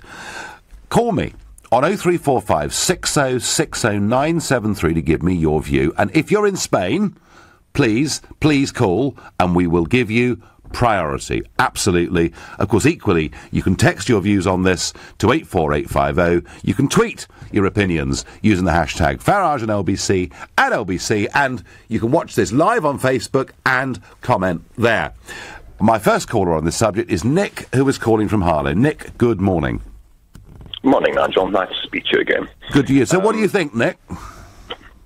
I don't want to give an opinion as to whether this is an attack on democracy, but what I do want to point out is a very important thing, which is the EU response to it. Now, whether the Spanish are violating their democratic principles, it's a debatable point. Whether they're violating their own laws, yes, they are. The referendum that was held was not lawful, but it was not illegal. Okay? But contrast, for instance, the EU's approach to Yugoslavia, particularly Krajina in Croatia in 1992. Oh, well, they jumped the gun in recognising it, didn't they? Well, of course. They were like, yes, come, join us, be part of us, we want your stuff. Whereas where a particular breakaway separatist part of the country goes, no, we don't want to be part of this anymore, they go, oops, that's a bit of a problem, and no, you can't. So it's not really internally logical and consistent, is it? Actually, Nick, it is logical and consistent, totally, because the Depending on how evil you think they are. Well, I've been there a long time, and I remember Juncker's predecessor, Mr. Barroso, the former Maoist from Portugal, who now is, I think he's the deputy chairman of Goldman Sachs globally. I mean, how you go from Maoism to Goldman Sachs, I mean, it's a heck of a leap. What's the difference? Well, sometimes the circles meet, perhaps, yeah. No, what was it? I mean, he said that the European Union was an empire. He said, we're building an empire. And, Nick, I think what happened 25 years ago, I think the European Union actually assisted in the destruction in Yugoslavia. I think... Yes, they did. I think its actions... I made a complete hash of it. Well, I think it's worse than... No, I think it's worse than that, Nick. Because, you know, they always say, look at us, we're wonderful in Brussels. I mean, we've stopped the Germans coming over the Rhine again. Well, the Germans were never going to... No, they haven't. I mean, well, that's an economic argument. But the idea that the European Union is all about peace, and what I see is much of what they did with the recognition of Croatia, etc., actually helping to provoke some of the terrible things that happened in the Balkans. And then they decided they want to expand it eastwards into the Ukraine, which led to the overthrow of an elected prime minister. So, but I don't think they are about peace, but the point is, the consistency is, they want to build the empire. And they can see these Catalan separatists don't just want to leave... Go on. There is one more point I'd like to add in, and I run the risk here of being a tinfoil hat person. Mm-hmm.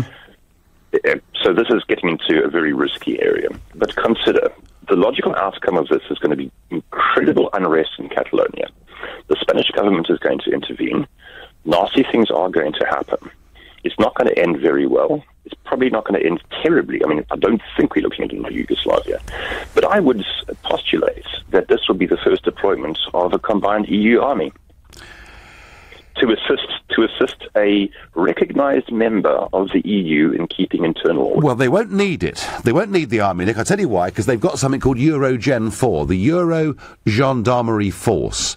It's existed for a few years. At the moment... I'm aware of that, Nigel. Yeah, I mean, at the moment... And you successfully deploy it, isn't that a massive PR coup? I think that in many ways that may well be true. I think there is no point in having European armies or European police forces or European special riot squads. There's no point having them unless you actually use them. And of course, for those that want statehood for the European Union, the very act of doing these things is part of it. I mean, I remember Verhofstadt. It would be a great test case, wouldn't it? You know, I remember Verhofstadt in 2012 when France and the UK started bombing Libya. I remember Guy Verhofstadt, who, you know, is now the European Parliament's chief negotiator, you know, banging the table saying we must bomb as the European Union, not as individual member states. So you know, they want these rights of statehood, and they want, you know, they want to act as nations act. So yeah, I've certainly got some concerns about that. But these Catalan separatists, Nick, they are fiercely Eurosceptic, and I think that, above all, you know, is what... It's a risk. I think that's what they're scared of. It's a risk and it's an opportunity for the EU. An opportunity for them to as you say, use their forces, flex their muscles, but the risk is... I mean, frankly, Nick, I'd say this to you. If the Catalans were to break away by some means as a completely independent state, independent of Spain, independent of the European Union, if that was to happen, that would make Brexit. That would make Brexit look like a Sunday afternoon. Yeah, and that's exactly the point, isn't it? That is exactly the point. Nick, listen. Well, no, absolutely. But look, the point you've made about the sheer, you know, on the face of it, the sheer inconsistency with recognising Croatia, aiding and abetting the breakup of Yugoslavia, but taking the opposite opinion when it comes to Spain. I think, given the sort of broad historical swathe of this, I think you've got this absolutely bang on the money. Nick from Harlow, I thank you very much indeed. Natalie comes through on Facebook and says, you do realise the EU is not interested in sorting out Europe. It wants everyone to suffer. Sorry, Greece. Sorry, Spain. Well, I'm not sure, Natalie. I mean, I'm Eurosceptic, but I'm not sure they actually willfully want people out there to seriously be hurt.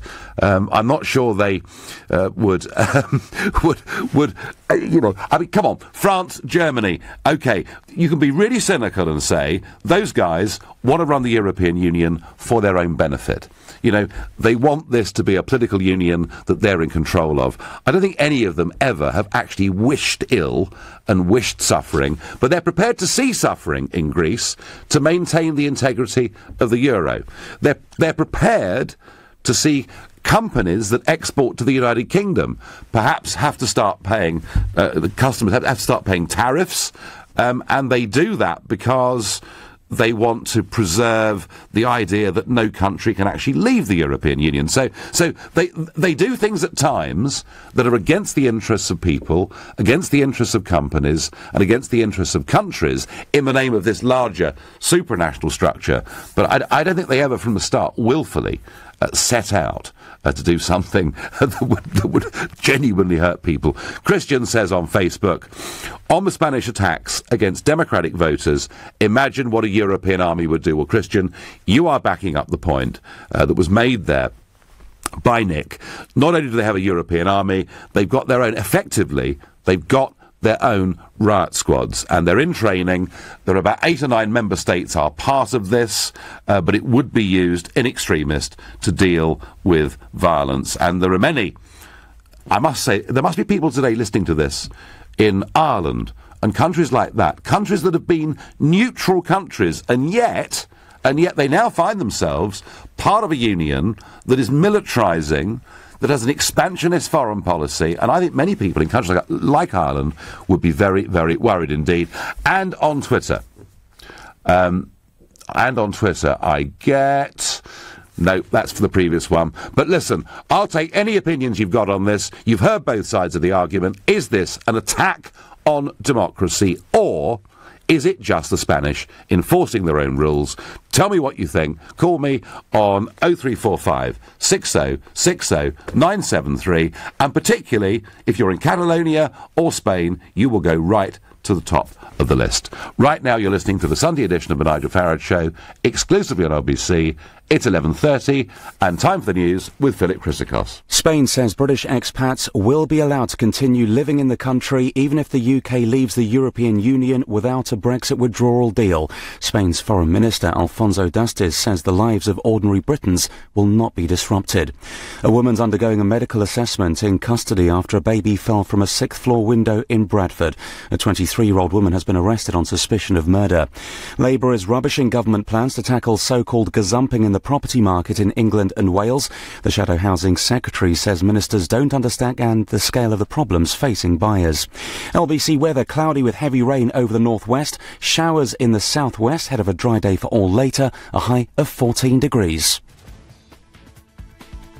LBC travel in Haringey, the A105 Green Lanes is closed in both directions because of an accident at Woodbury Grove near Manor House Station. There are queues on Seven Sisters Road from Finsbury Park Station there.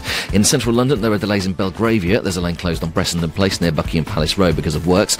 Putney High Street southbound remains partially blocked because of a police investigation between Wurter Road and Disraeli Road. In Cobham, the High Street is closed both ways between Hogs Hill Lane and Church Street. That's because of an unsafe building. And on the rails, there's no Thameslink service between St Pancras and Loughborough Junction because of engineering works. LBC Travel, I'm Dave Goff.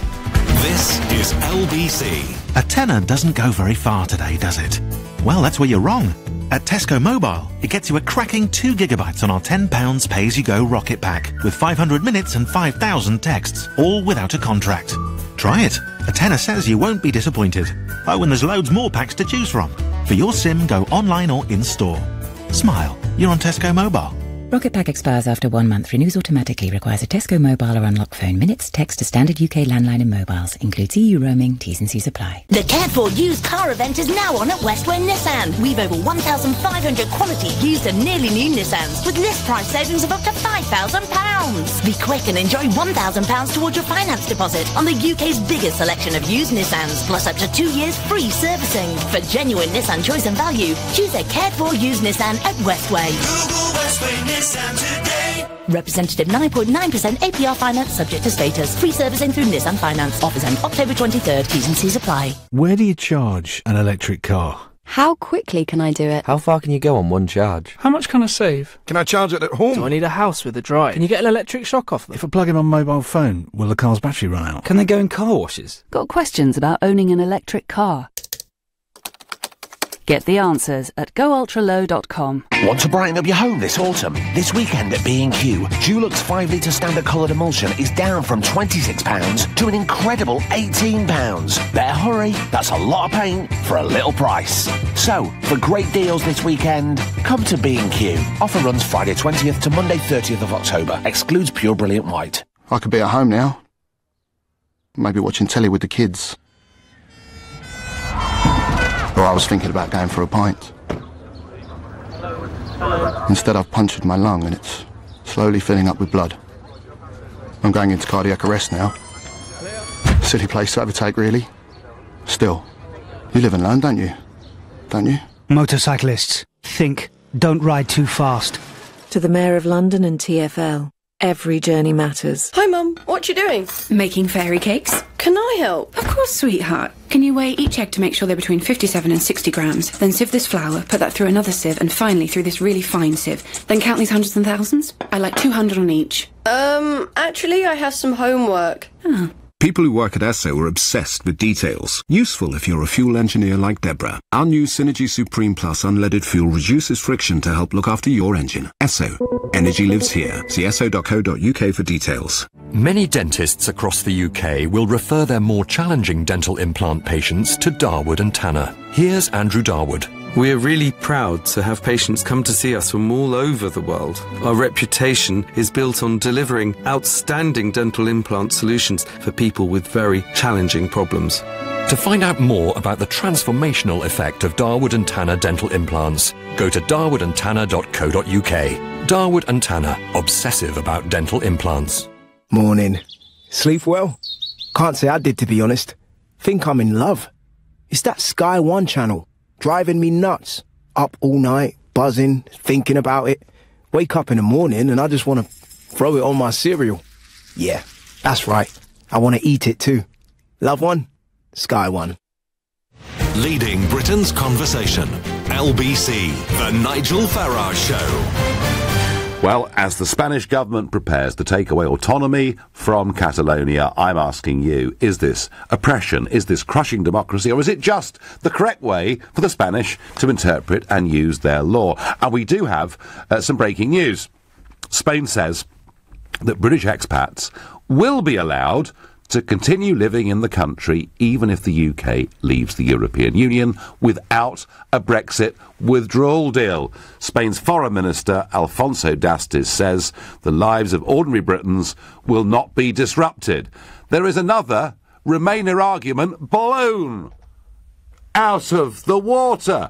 You said if we voted Brexit, they'd all be rounded up in prison ships and sent back to Portsmouth. Complete and utter baloney, as it always was going to be. I wonder what would happen, frankly, to the economy in much of southern Spain if it wasn't for the British expats down there spending their money. I'm also fascinated by the timing of this. Fascinated. Is this Spain trying to show us and the others what really nice guys they are before they send the troops and the police in to take over the Catalan Parliament and all the organs of state? I wonder. Also, we're getting reports that Catalan separatists would surround the Parliament to prevent any arrest of Carles Puigdemont, their president. So I think whichever way you look at this, the tensions are getting greater and greater, and the risk of something unpleasant happening, it can't be ignored. Look, already there are 2 political prisoners in the space of the last week. This is how Spain is behaving. They say, after they've taken autonomy, 6 months or so on, they'll hold fresh elections. To me, the only way you can deal with this is to have a full, free and fair referendum in Catalonia and let the Catalans make their decision. If you try and suppress, particularly with violence, if you try and suppress separatist views or separatist debates, all you will do is to feed it. That's my view. Angela is calling me from Norfolk. Angela, good morning. Hello, good morning. I listen to LBC all the time, and this is the first time I've ever phoned, so... Is it? So what's... quite a meaningful subject. Well, to no, me. thank you, Angela. And what has made you pick up the phone? Well, I'm half British, half Catalan, and I have lived in the UK more than half of my life, but of course I still follow the developments, quite keenly. And I actually studied history, and I have a family who are very political. People died in the Civil War, the usual Catalan stories of, great misery. My feeling about all of this, and I was very young when it happened, so I'm only going on, history lectures, etc., that I've had, is that the Spanish Constitution was formed at a time when Franco just died and everybody was very scared, and I just don't think it's relevant anymore. I think it's not really... it's just not a modern democracy and how it should operate. I think...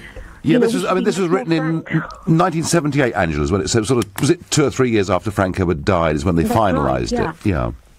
And, there was coup d'etat, as you know, and, everybody was very scared, as they are now. I mean, even I, who have always been a fervent independentist, I'm getting very scared of what's happening.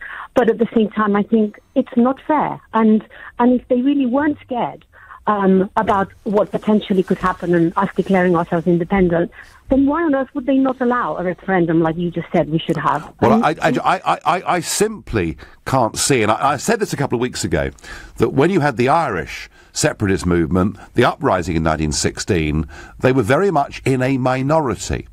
But the way the British dealt with that uprising, the way they rounded up the ringleaders and shot them. Now, I'm not suggesting they'll shoot Puigdemont, but they may well put him in prison for treason. How you deal with these things, I think, makes a massive difference. And I think the Spanish government are looking like thugs and bully boys supported by their mates in Brussels. It's ugly. Do you have, Angela, family still living in Catalonia? Of course, most of my family. And the thing that we always ask ourselves is, why on earth have we not been treated in the same way as the Basques? I mean, they have a much higher degree of autonomy. Yes. And realistically, Nigel, the only reason why we haven't is because it's a bigger nation, and financially they rely a lot more on us. And it's not about money. Most of our friends are Spanish or half Spanish or Spanish origin. We don't hate Spanish people. We never have done. We just don't like to be treated unfairly by the Spanish government. And that's really the full stop of it. No. And I get that. Angela, if it came to it, and there was a full, free and fair referendum, which in the end there will be, in my view. There has to be. I just don't see this can go on the way that it is in the 21st century. But do you honestly think, given that every business will threaten to leave, given that you'll be told, even if you changed your minds, EU membership wouldn't be possible, do you actually think in a referendum, despite all the threats, I mean, sort of, rather like the Project Fear you saw in this country, but times 10, do you think the Catalonian people still could vote for independence? I would hope so. And I also would really draw the parallels with Brexit. There's a lot of scaremongering. Yes. And the thing is that Catalans are really quite culturally different from Spanish people. In Catalonia, the ambition is to be a bourgeois, to have money, to build lovely houses. In Spain, the ambition historically was always to be a person of leisure. I mean, I'm not saying that's the case now. Right. Spanish people value their leisure far and above anybody from Catalonia. And of course, culturally, we're all becoming, more and more similar. Everyone in the world is becoming more and more similar. But there's still differences, and I really believe that the majority of companies in Catalonia, when it actually came to it, would say, well, no, hang on a minute, we are Catalan, and we have to defend our country. And I hope that would be the case anyway. Angela, great phone call, long-time LBC listener, the first time she's ever picked up the phone, and thank you for that insight. The Catalonian people should be allowed a binding referendum to leave or remain. People all over the world want more say on local issues and not a one-size-fits-all big central government like the EU, says Darren from Bristol. Well, that's what's got the EU having kittens, Darren, is that here we've got a genuine independence movement, not a phony one like the Scots Nats, who, They couldn't say enough nice things about Scotland in Brussels. They wanted Scotland to leave the United Kingdom, divide and rule. But, of course, Alex Salmond wanted very much at the time of that referendum for Scotland to be part of the EU. In fact, previous to that, he'd wanted Scotland to join the Euro. And he will be hosting a show this afternoon between 3 and 6 on LBC. Perhaps you might ask him about that. I wonder what he'd have to say. No surprise. The Spanish will not deport Brits. We take our own money there and support their country, says Johnny on Twitter. Yeah, well, absolutely we do. And yet, I mean, I was met in the referendum with these moronic arguments, as I say, as if they were all going to be rounded up. Mr Farage, what would you say if Cornwall went independent because they want to be separate from England? Your opinion on that? Keith, not a cat's chance in hell, mate. There is a Cornish separatist movement. It has a few hundred members and no more than that. Ramona's all back Catalonia at the start. Then it was pointed out that the Catalans are anti-EU. Now they are all anti-Catalonia. Well, I think they are. Alfred is calling from East Ham. Alfred, good morning. Hello, Nigel. I think Rajoy is trying to deal with this the way the Spanish government tried to deal with, do you remember the revolt, did Milans del Bosch, the general, who tried to revolt and got there? I mean, this is nothing like that. I think this constitution was probably promulgated to deal with that former case. This is people asking for a say in who governs them. And I think the trouble is, if they'd done what the Catalans wanted years ago, they could have sat down quietly out of the public eye and how are we going to do it with Rajoy or whoever was in, and say, well, how are we going to manage this? Quietly, an opinion poll, a referendum, call it what you like, see what happens, and then work out how to go. I think Rajoy's got himself in a position now where he can't back down. I mean, they had to have 2 elections to get a government there, didn't they? They did. They did. They weren't exactly. So why, Alfred? Why, Alfred, is Mrs May backing him as strongly as she did when she was asked this question on Friday at the summit in Brussels? I don't think she wants to rock the boat in the middle of all the. She doesn't know which way the Brexit negotiations are going. I don't think she wants to be on the wrong side, I think, so at the moment. Just go with the flow. Go with the flow. Support police brutality and the denial of democracy. I mean, if you look at it in those terms, it's pretty awful, really, isn't it? Yeah, I spent a fair bit of time in Catalonia in the 80s. I was travelling around there with an elderly veteran of the Abraham Lincoln Battalion of the International Brigades. Wow. Talking to people there. He's a lovely guy, American guy. Yeah.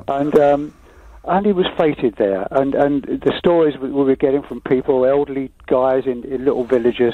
And I was talking to a guy who used to runs a cafe. I don't know if he's still there now. Runs a cafe in Girona, and he said look, I'll speak to you in Catalan, in French, in Italian, a bit of German if you like. He said, but I will not speak Castellano or Spanish. He said, I could have been arrested in the street for 40 years if I spoke Catalan. I know.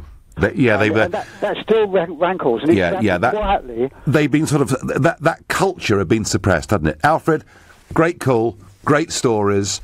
Must have been fascinating back in the 1980s when there were still people alive in serious numbers who'd fought in that civil war to go there.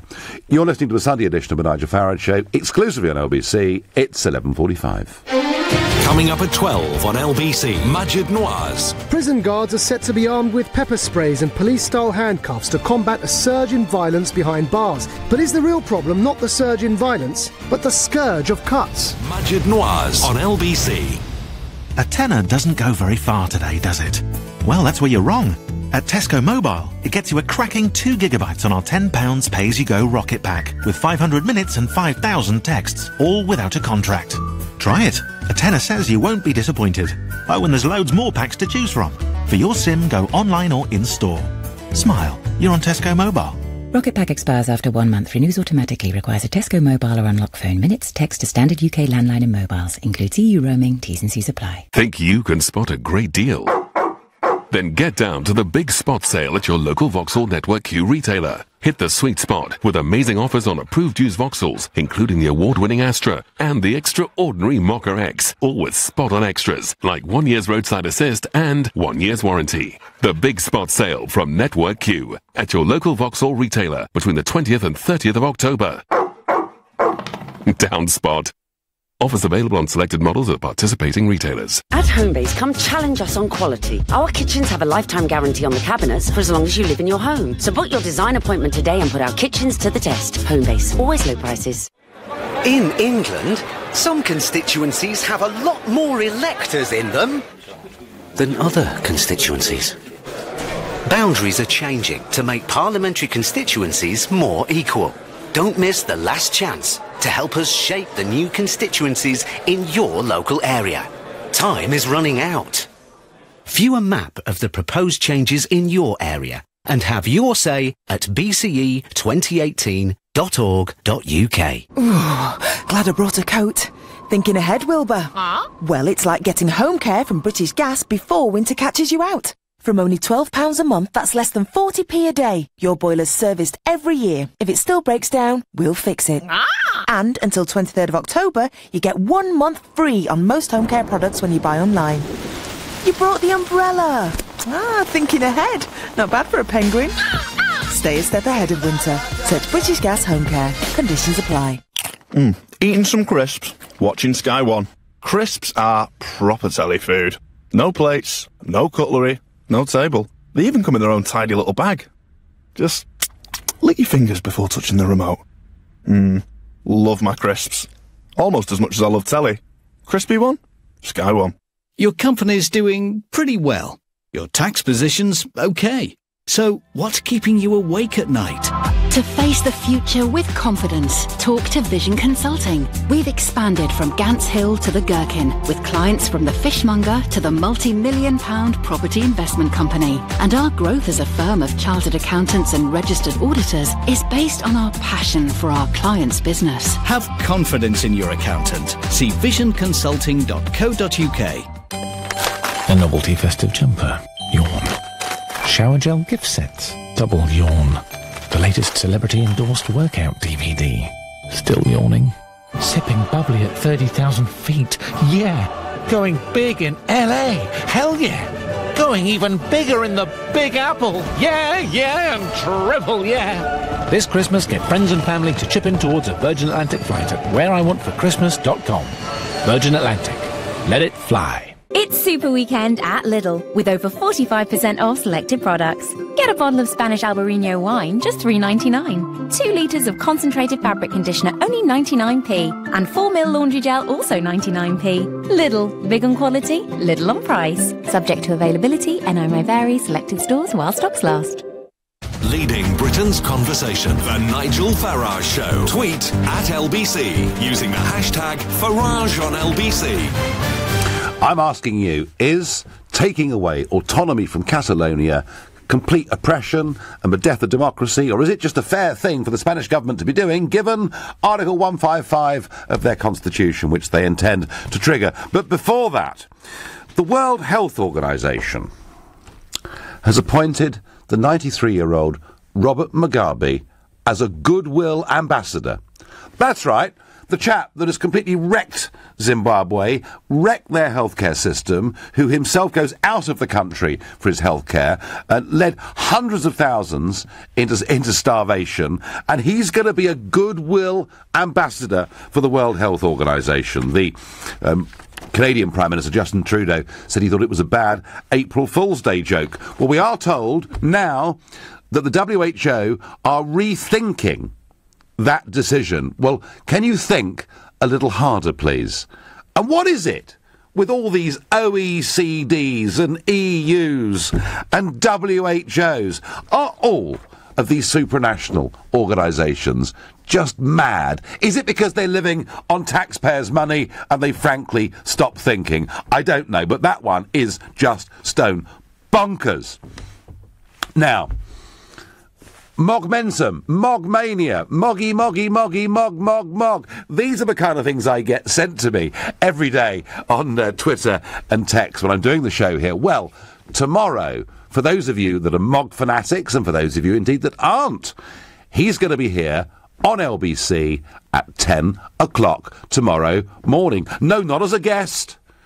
He's going to be standing in for James O'Brien. He'll be here between 10 a.m. and 1 p.m. tomorrow. So listen, ring.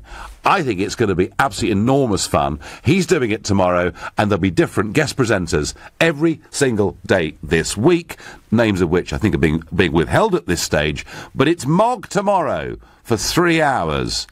I've got to tell you, I'm definitely tuning in at 10 o'clock. I think it's going to be terrific. Right, back to this question of Catalonia, and I'm going to Dennis in Manchester. Dennis, good morning. Hi, good morning there, Nigel. I'm calling really, excuse me, I have a really bad cough and cold bad here. Luck. Bad luck. You and the Prime Minister, bad luck, Dennis, you know. Hopefully I won't spill too many of my words. I agree fully with Angela, what she's just said. Yes. In effect, I'm married to a Catalan lady. We lived over here for 38 years. She's worked in this country the whole time, done very well.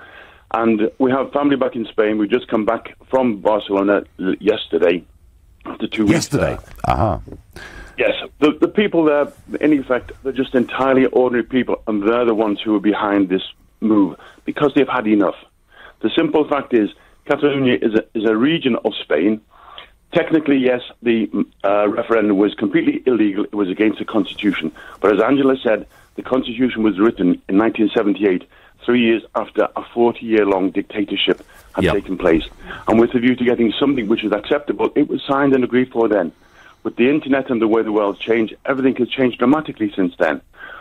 Last Monday, the Spanish government, in a very oppressive, heavy-handed way, put into prison 2 leaders of technically cultural groups. Yes, they're pro-separatists. They put them in prison, the 2 Georges. Yep. And on the day after, and knowing something was going on, I just went from the town 15 miles outside Barcelona into town to see what was going to be happening. I could not believe it. I got on the train. I thought I was going to a Neil Diamond concert. There were hundreds on the train of ordinary people, every age, but mainly middle-aged and above. So Dennis, often when we think of separatist movements, independence movements, not always, but often, there is a tinge of extremism or the threat of the use of violence. One thinks of the Basque region in Spain, where there's been plenty of violence. Are you, in your own mind, convinced that the Catalan separatist movement are genuinely good people? The one word which you'll hear from all of the politicians and all of the speakers to the Catalans is pacifista.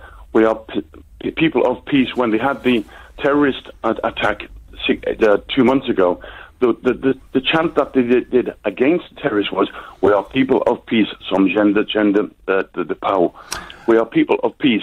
And the simple fact is that they will always avoid violence. They didn't engage in any violence when the police were beating them. They put their hands up in the air. There was 200,000 people on a Tuesday night, all with banners waving and appealing for the freedom of these 2 guys who've been put in prison. Yeah, and that was on 24 hours after. And Dennis, when you flew back yesterday, was everything normal at the airport and everything happening as it should?